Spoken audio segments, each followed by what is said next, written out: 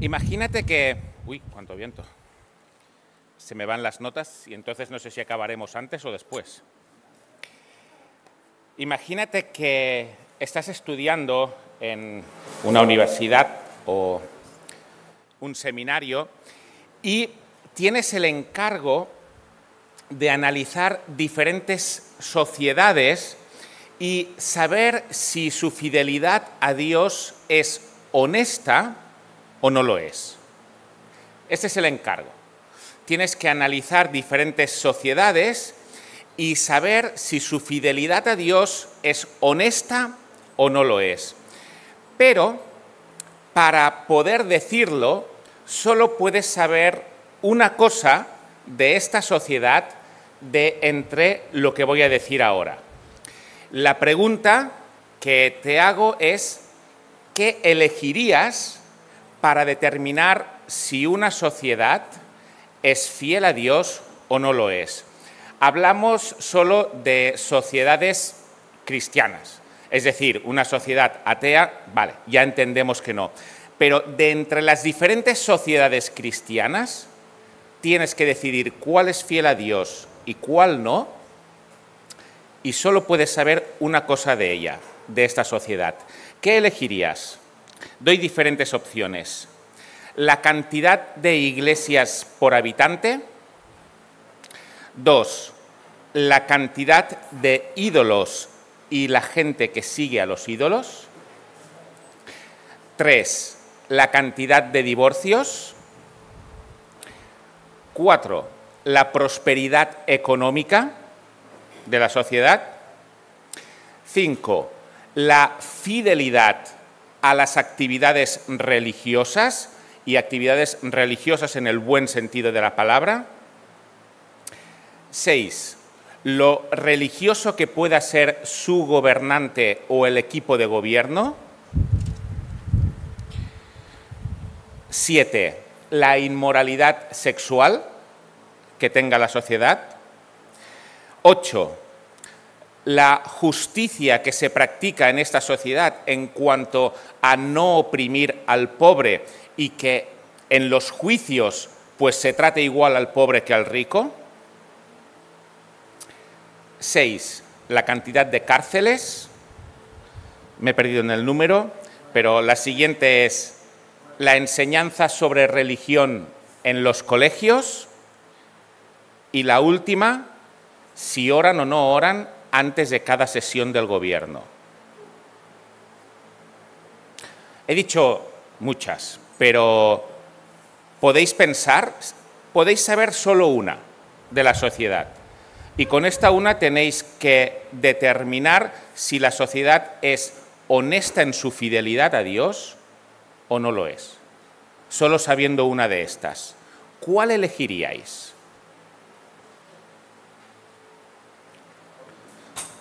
Una pequeña encuesta, no pasa nada, no es un examen, nadie va a probar, nadie va a catear. Y es más, también os lo digo ahora, no hay solo una respuesta correcta, ¿vale? Pero la cantidad de iglesias por habitante... ¿No? Muy bien. La cantidad de ídolos y la gente que los sigue.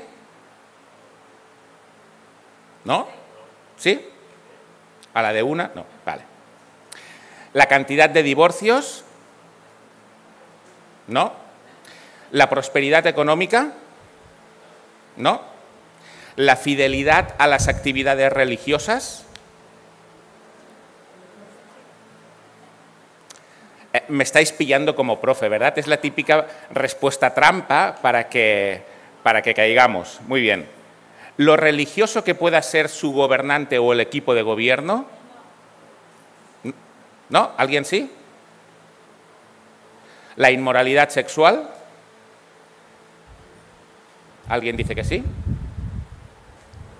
¿La justicia social en cuanto al trato igual a todos? Estaba ganando. Muy bien. Qué listos, ¿eh? La cantidad de cárceles, la enseñanza sobre religión en los colegios y la última, si oran o no antes de cada sesión del gobierno. No. Es decir, hay dos que han salido más o menos, ¿no? La cantidad de ídolos y la gente que los sigue, y el tema de la justicia en cuanto a no hacer diferencia entre pobre y rico. Sois una clase muy avanzada.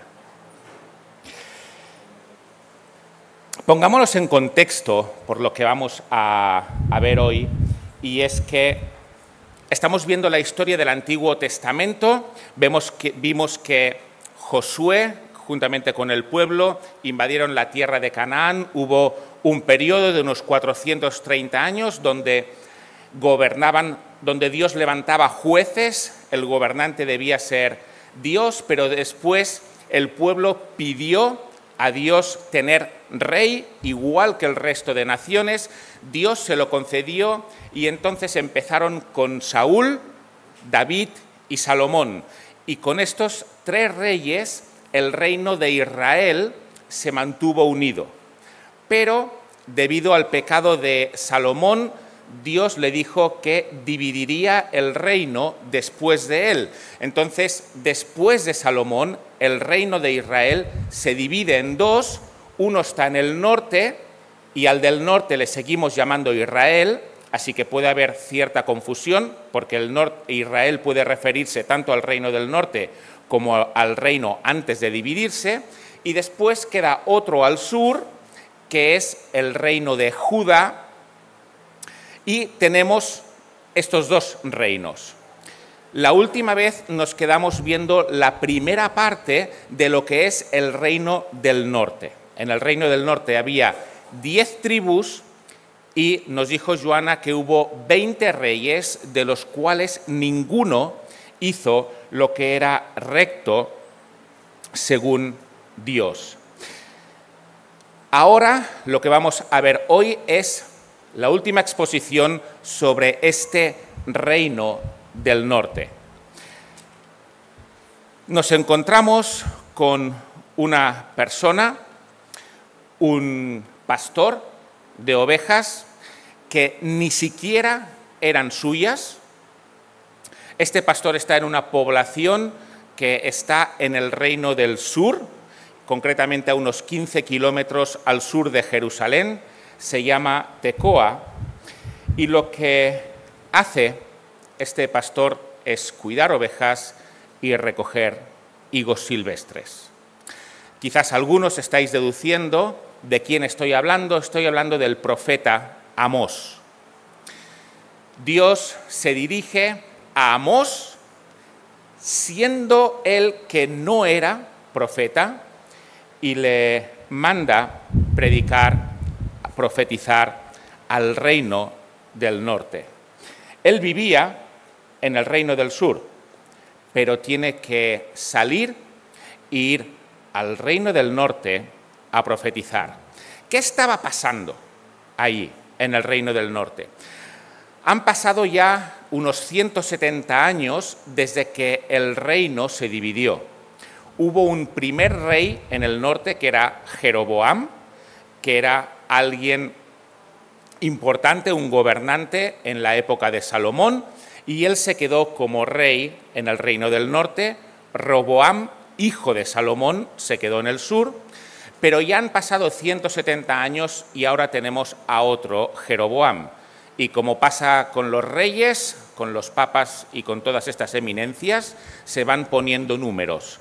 Así que ahora nos encontramos en el norte con Jeroboam II. Ya no es el primero, sino que es el segundo.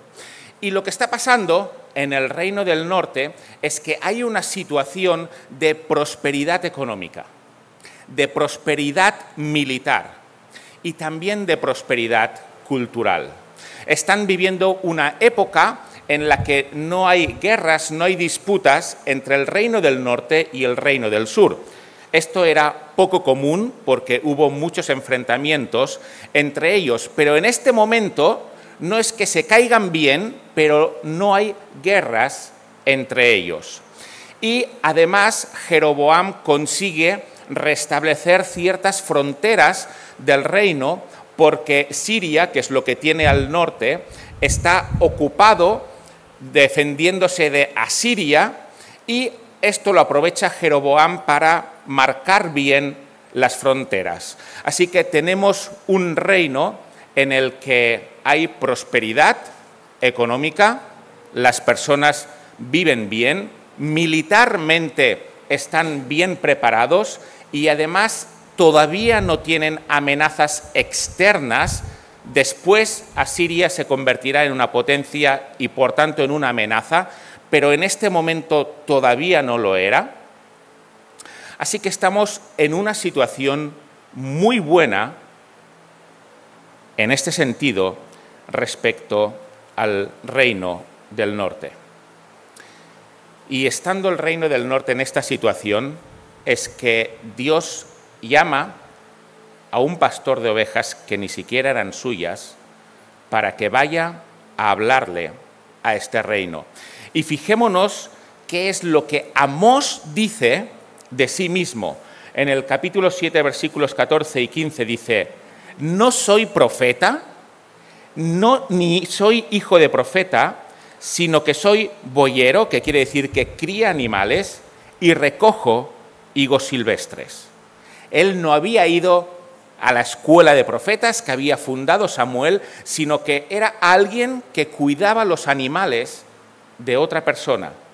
Dice: y Jehová me tomó de detrás del ganado y me dijo: ve y profetiza a mi pueblo Israel. Además, Amós tiene una particularidad también, y es que nos define muy bien cuál es la tarea de los profetas. Y él nos dice en el capítulo 3 y versículo 7, porque no hará nada Jehová el Señor sin que revele su secreto a sus siervos los profetas. Y esto es justamente lo que va a hacer Amós. Va a hablar en nombre de Dios a su pueblo, al pueblo de Israel que está en el norte. ¿Y cuál era el contenido de esta profecía?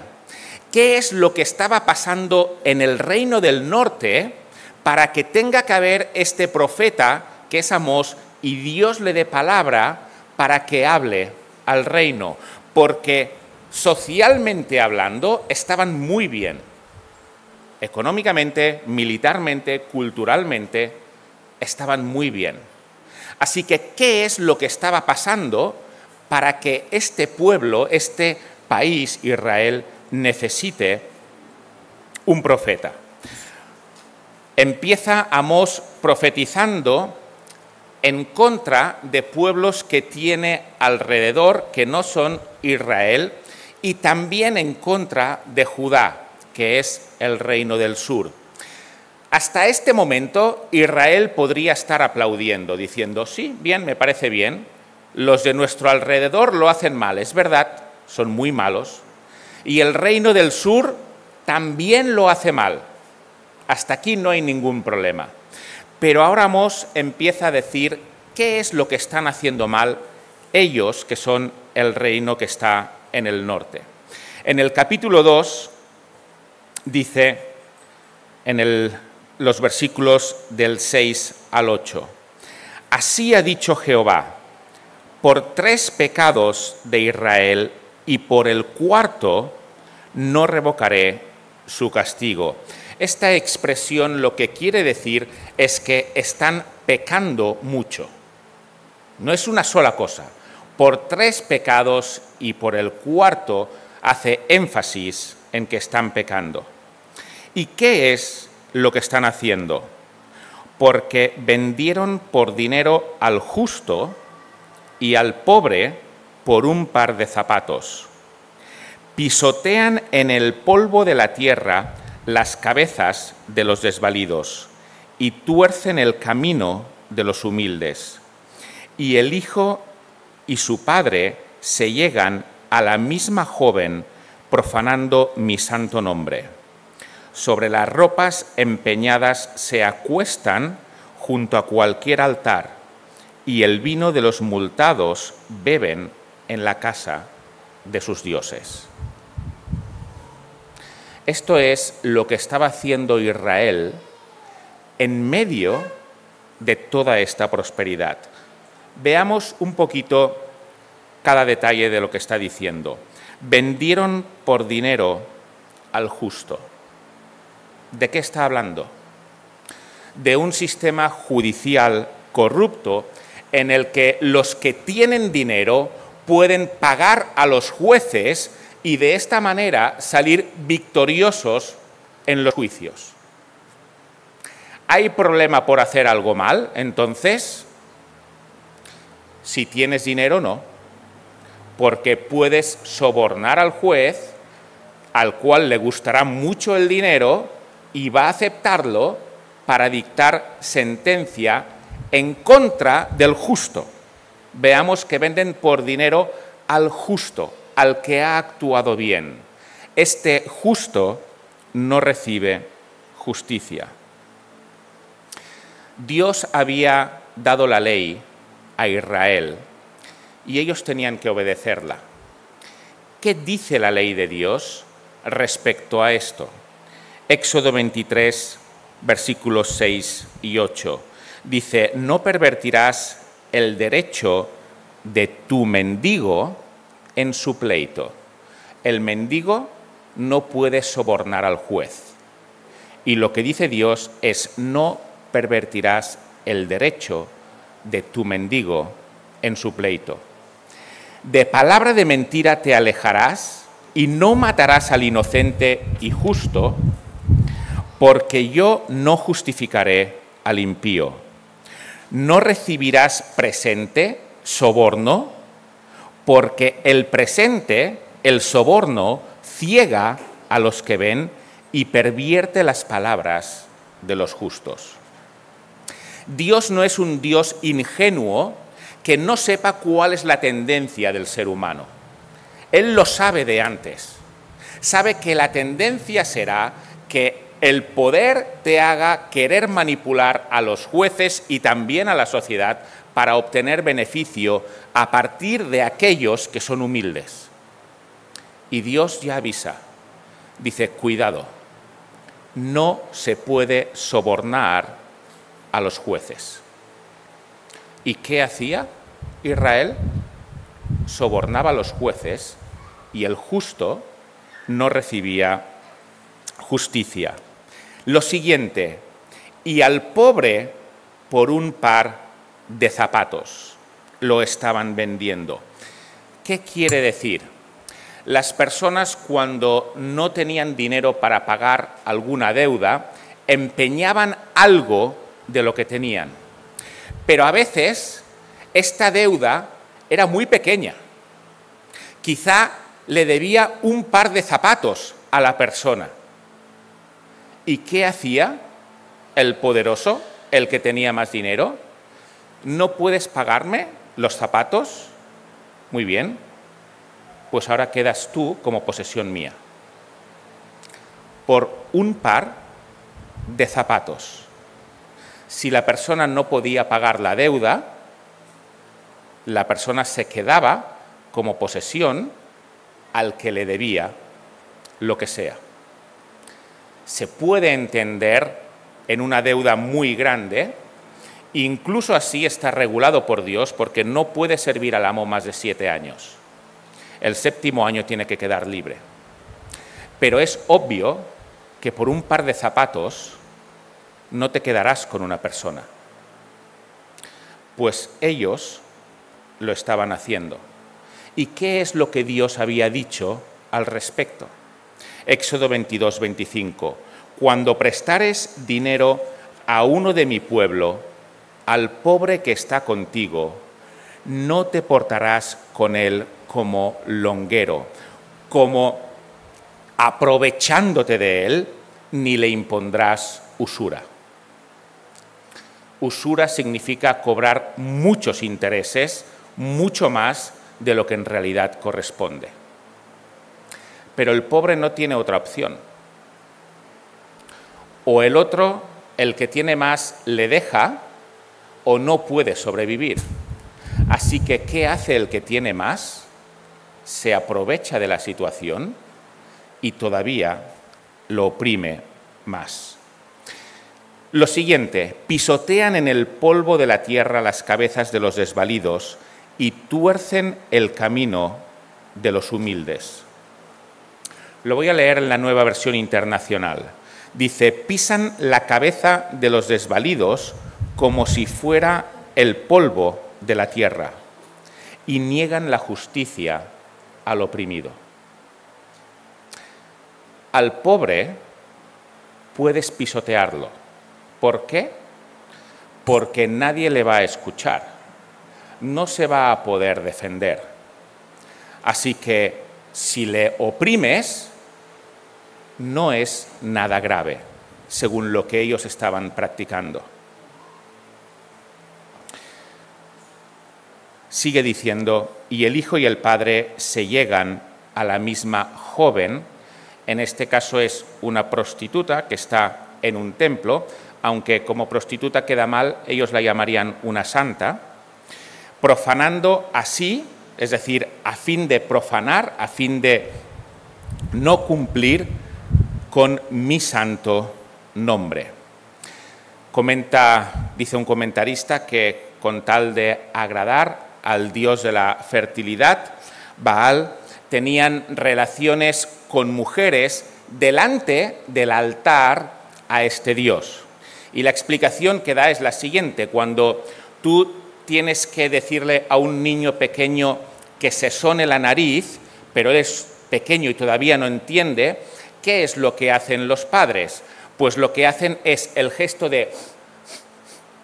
para que el niño entienda que lo que tiene que hacer es sacar aire por la nariz y de esta manera sonarse. Y entonces el niño lo imita.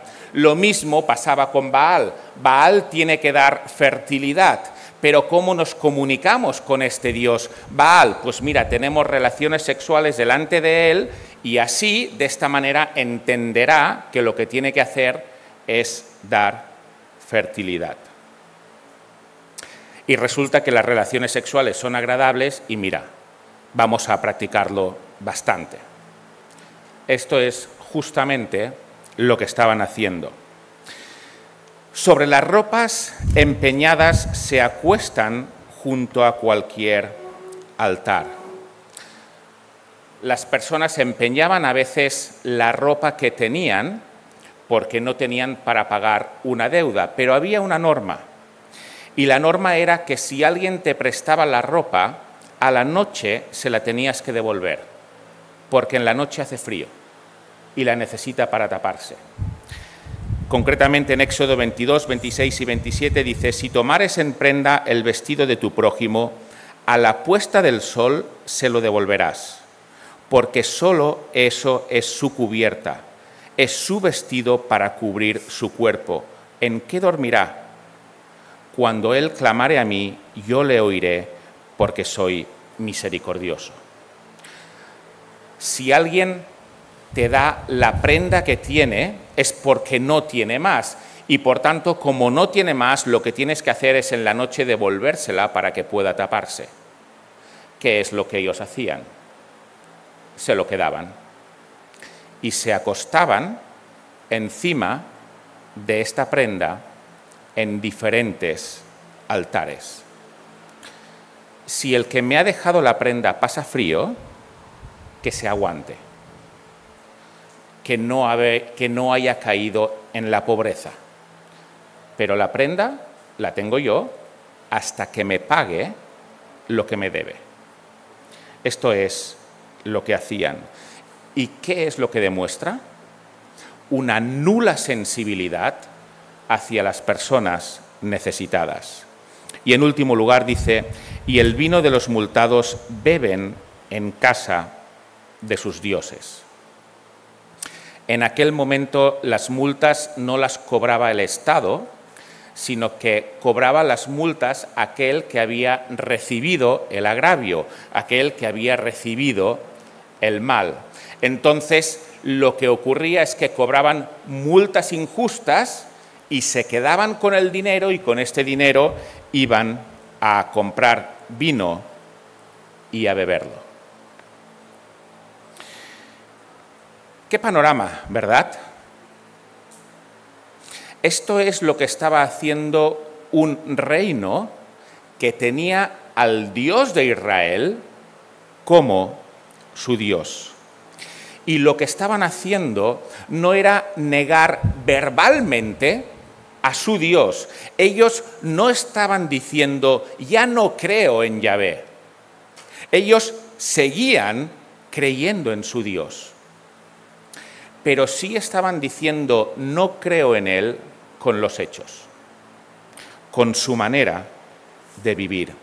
¿Y qué es lo que hemos visto? Dos cosas en las que habéis acertado al principio. Una, idolatría, junto con inmoralidad sexual. No vamos a entrar en esto porque ya es lo que vimos el domingo pasado con Joana. Y segundo aspecto, de una sociedad que no es fiel a su Dios, aunque habla de Dios. El menosprecio, la injusticia, la opresión hacia el pobre y el extranjero. Es curioso porque si a mí me preguntan por algún ítem, algo que me mida la fidelidad a Dios en una sociedad, a mí no se me hubiera ocurrido mirar cómo se comporta esta sociedad con los más desfavorecidos. Yo hubiera mirado otras cuestiones, hubiera mirado, oye, ¿cómo respetan el día de reposo asistiendo a las reuniones? ¿Qué tal cuando se les pide ayuda si responden a esta ayuda? ¿Cómo hablan de Dios incluso en su familia? Pero lo que nos está enseñando aquí el profeta Amós es que la desviación no empieza por ahí. Por supuesto, cuando avance, terminará ahí. Y primero se niega a Dios con los hechos y cuando pasa el tiempo ya le negamos con la boca.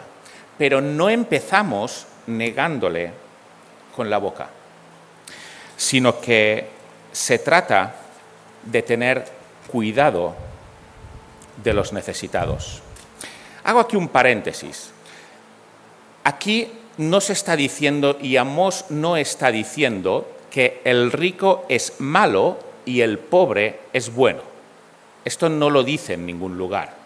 Hay muchos ricos buenos en la Biblia. Y tampoco se está diciendo el hecho de que al pobre se le tiene que dar de todo aunque no trabaje. Jesús es tajante en esto. El que no trabaje, que no coma.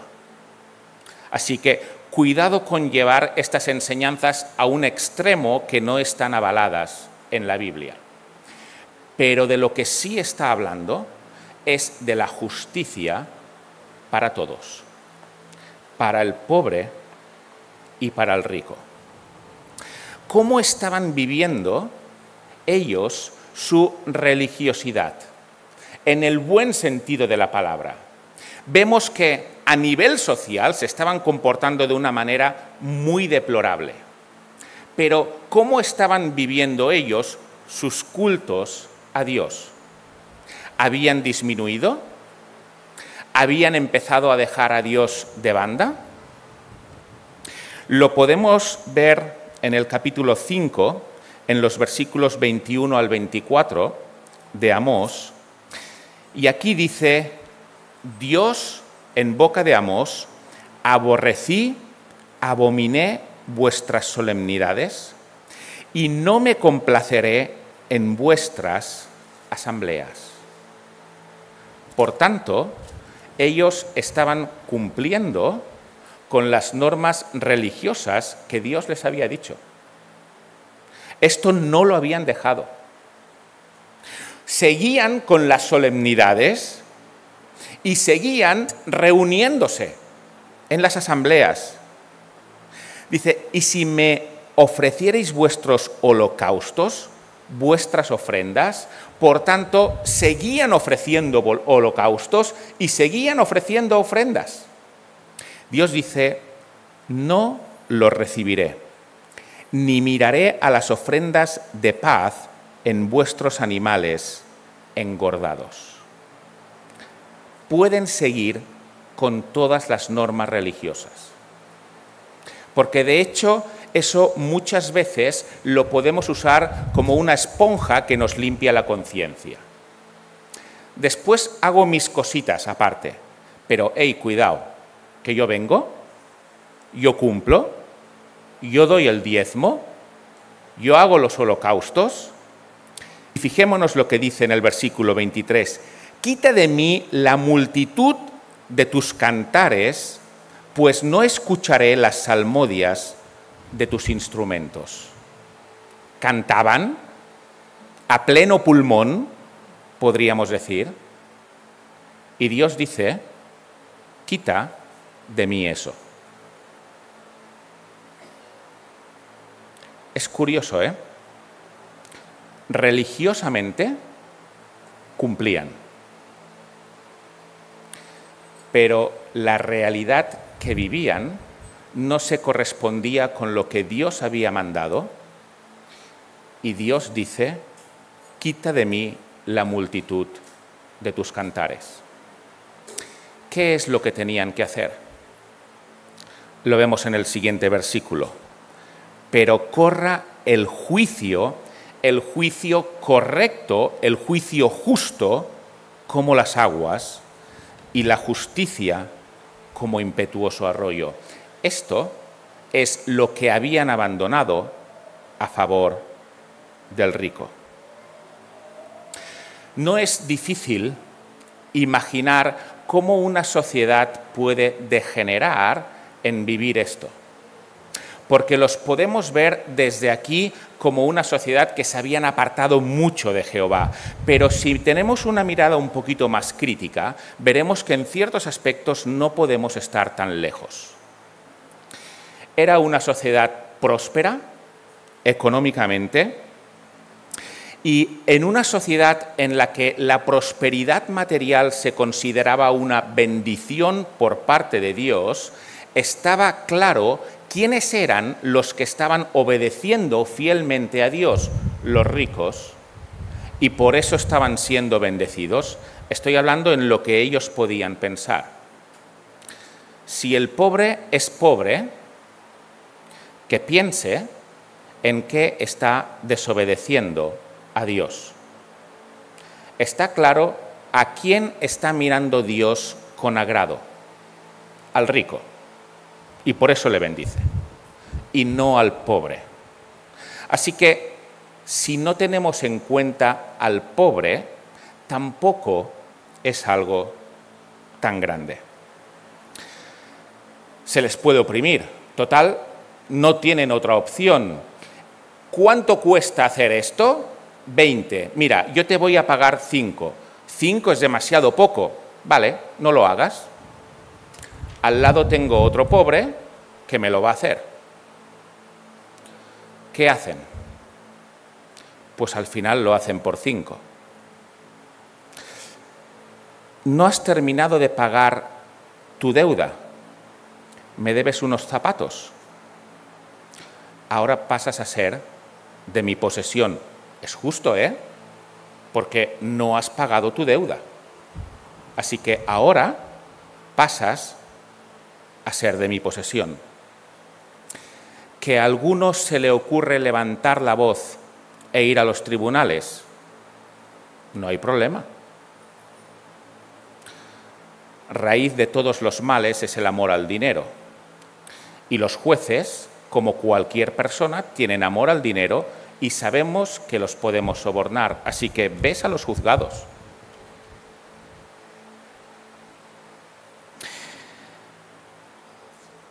¿Qué pasa con estas personas débiles, pobres? No tienen voz. Nadie les escucha. Si alzan su voz, en muchas ocasiones incluso su propia familia les puede menospreciar. Así que ya pueden gritar, ya pueden ir a los tribunales, ya pueden hacer lo que quieran. Que está muy claro cuál es la voz que va a prevalecer. la de los que controlan, la de los que tienen. Es triste, y antes en mi profesión pasaba, que una persona pobre podía morir, obviamente se la llevaba a un lugar, pero había ocasiones en las que nadie reclamaba el cuerpo nunca. Da igual lo que le pase. Total, es pobre. No le escuchan. Esta es una radiografía muy triste de cualquier sociedad. Muy triste. Porque no es nada extraño hoy en día ir con la Biblia bajo el brazo, levantarla bien alto, tener nuestras asambleas, tener nuestros cánticos, pero si podemos tener cierta posición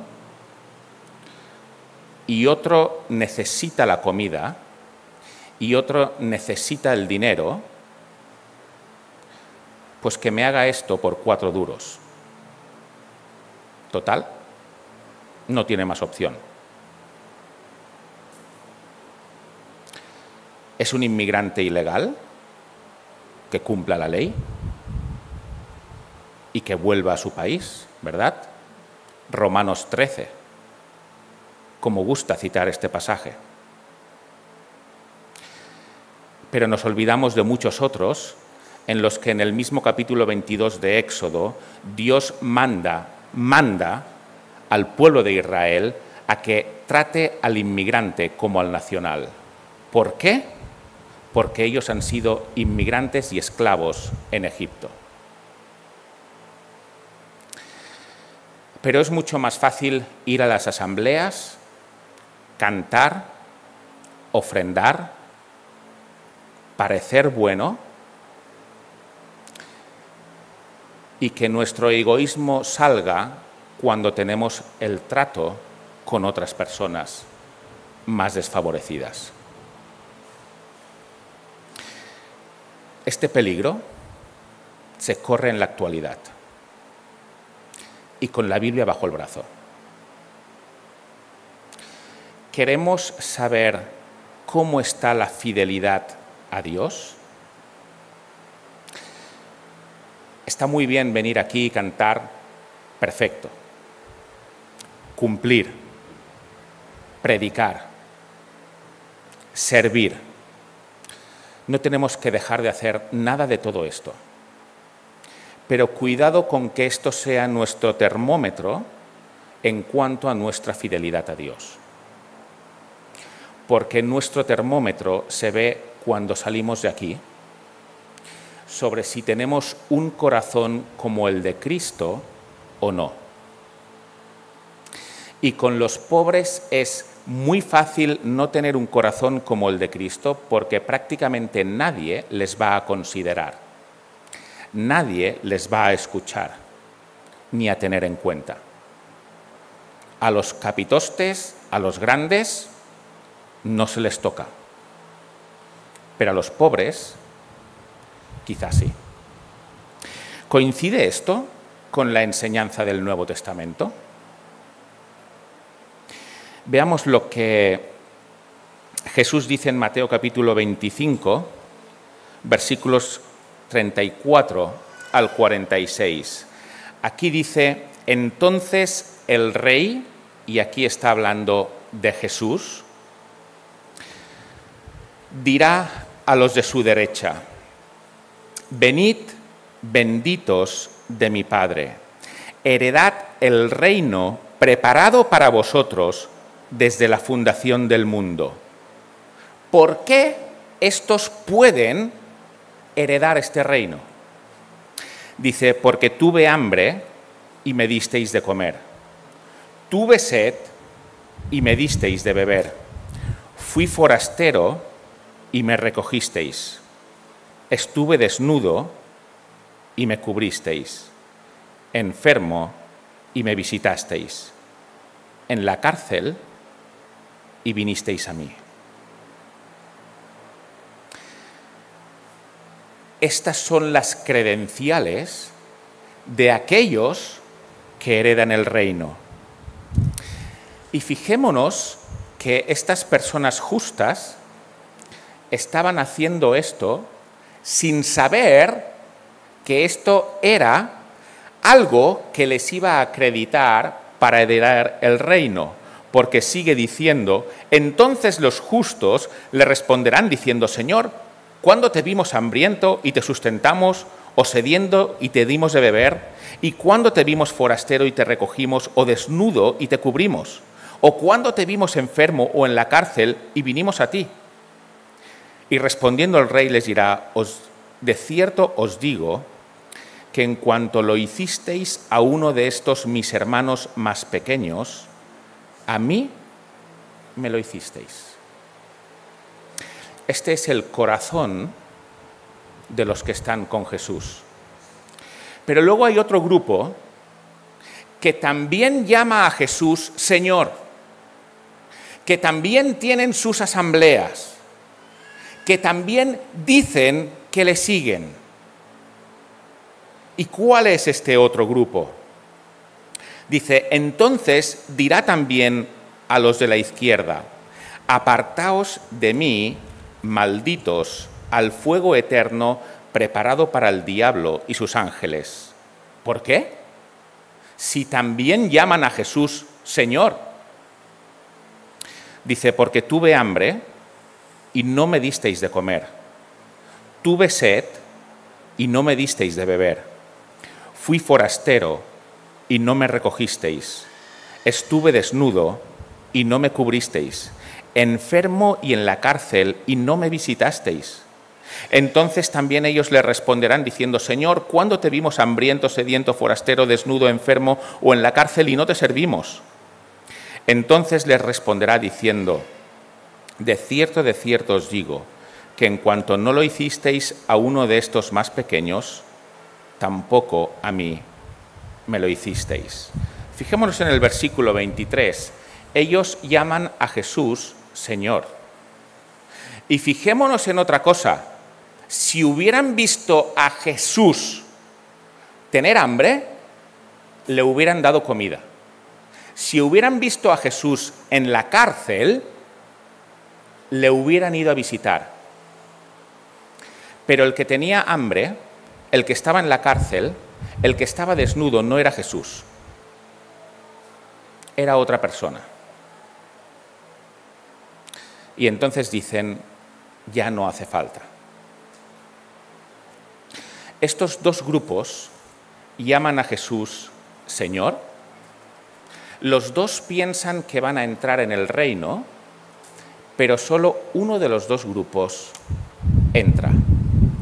¿Porque la salvación es por obras? No.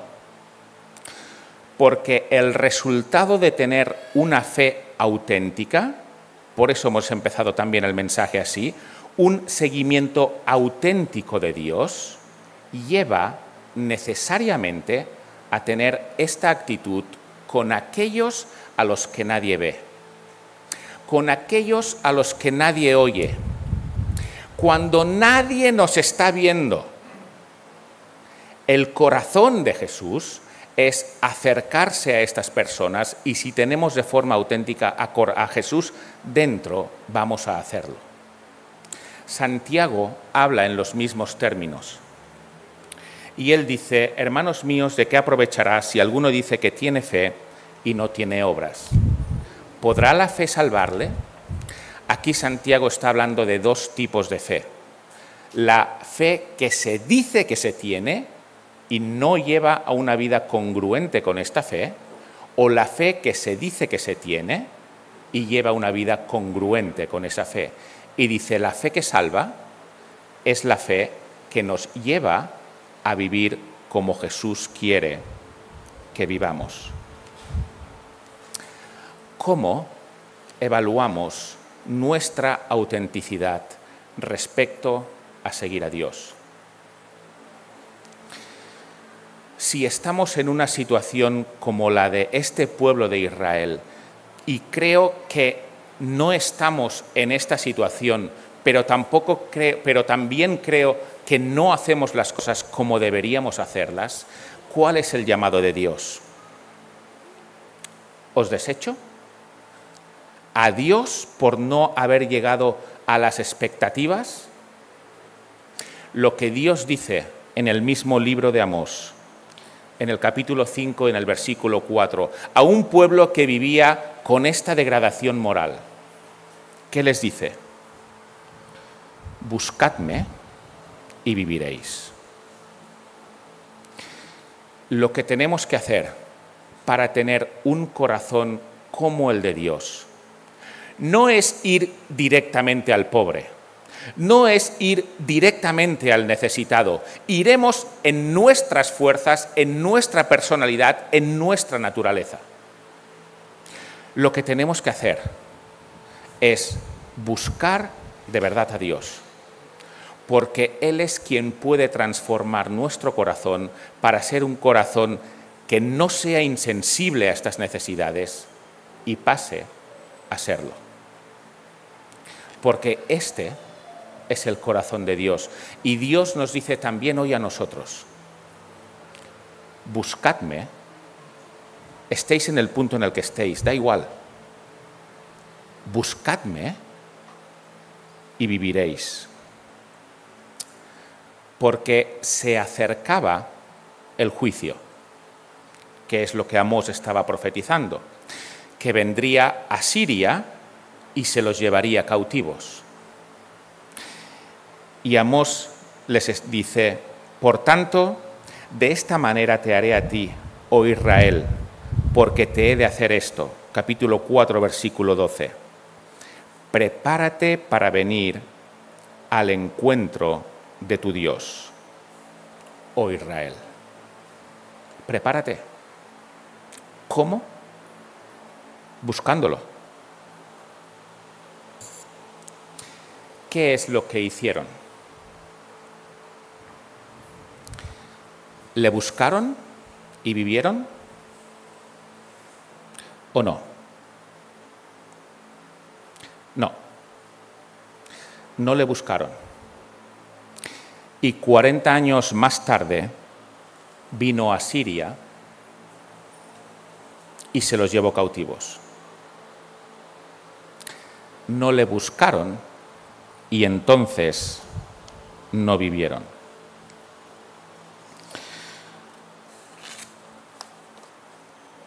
Pero el llamado para nosotros sigue siendo el mismo. Un contraste para terminar como conclusión. ¿Qué es lo que hizo Jesús en comparación con lo que estaban haciendo estas personas? Segundo a los Corintios capítulo 8 versículo 9 dice, porque ya conocéis la gracia de nuestro Señor Jesucristo, que por amor a vosotros se hizo pobre, siendo rico, para que vosotros, por su pobreza, fueseis enriquecidos. Exactamente lo opuesto a lo que estaba haciendo el pueblo de Dios. Enriquecerse a través de la pobreza de otros. Pero Jesús invierte esto. Él se hace pobre para que tú y yo seamos ricos. Cuando uno lee estos requisitos, esta forma de vivir que deben de tener las personas que decimos seguir a Jesús, lo que nos ocurre en la mente es imposible. Las exigencias del Evangelio son imposibles. Pero hubo uno que se hizo pobre para que nosotros, siendo pobres, podamos llegar a lo que Dios quiere. Y este es Jesús. Y nuestro llamado es seguir su ejemplo, con todos, desde el más respetado y más rico hasta el más insignificante y más pobre, porque todos somos creados a imagen de Dios y esto es lo que importa. ¿Queremos enriquecernos con la pobreza de Jesús? Dios nos llama a esto, a buscarle y a vivir como Él quiere. Pues que Él nos bendiga.